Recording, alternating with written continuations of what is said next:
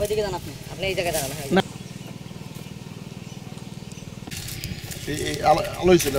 গাছ আছে 600 গাছের মধ্যে আমার 450 গাছ কেটেই দিয়েছে।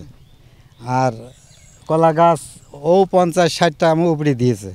কাঁচকলা গাছ ছিল মাথায় থেকে কেটে দিয়েছে।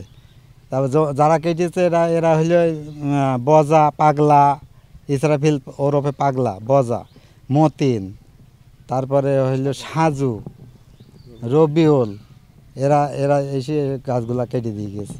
আমার এই 41 শতক জমি পেঁপে চাষ করতে প্রায় 45-50 হাজার টাকা আমার খরচ হয়েছে। পেঁপে গাছে ভরপুর জালি এসেছে, পেঁপে এখন গাছে বোঝায়। এই সময় আমার পেঁপের গাছগুলা সব কেটে দিয়ে গেছে ভূমিদস্যুরা।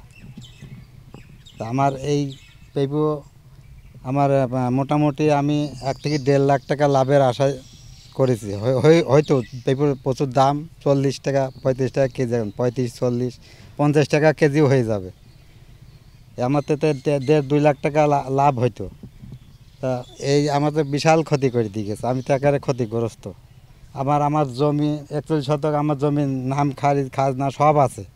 তারপরে ভূমিদস্যুরা জমি দখল করতে এসেছে। মেম্বার এসেছে, আমাদের এই পাড়ার লোকজন, এই সাজু, তারপর রবিউল, তারপরে বজা, পাগলা। আপনি চিনতে পেরেছেন তাদের? হ্যাঁ, সব চিনি।